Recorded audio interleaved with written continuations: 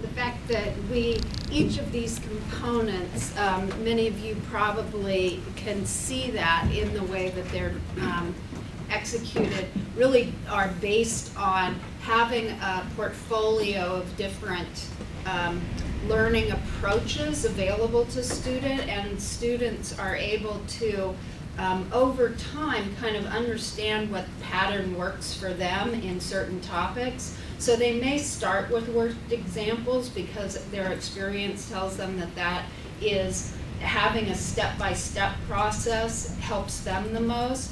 There are going to be students who take some of the review material first because they learn by doing some problems, and then they kind of understand what they're listening to when they go to an example. So we've made it flexible, and we've made the different learning approaches to getting at the content right there for the student. And of course the instructor, which I'll speak to in a minute about professional development, will be able to point students to some different pathways depending on what they know about how the students are learning.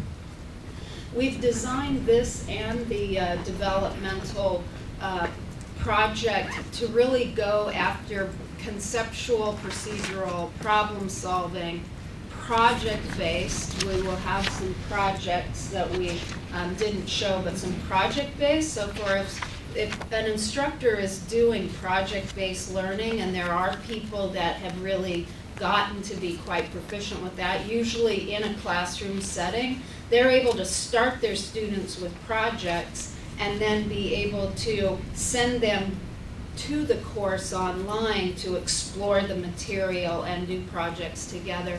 We'll also have some simple games that are motivational for students who kind of need the fail early and fail often to actually understand how math works, and the pattern and game mechanics are good for that.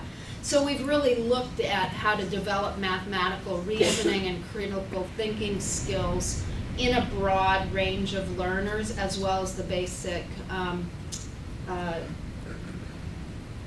content and procedures that are needed. So as this diagram just shows the idea that the way we've designed these with an object architecture allows the learner, but probably more importantly instructors, to configure the material in a way that they would like to present it to the students. This represents the 4 different courses in the developmental series, which when they're done, they'll all be together, and they can be arranged in a way that meet your end student needs. So it may be for credit recovery. You can do integrated courses, add with the math and some other material, or take these different approaches.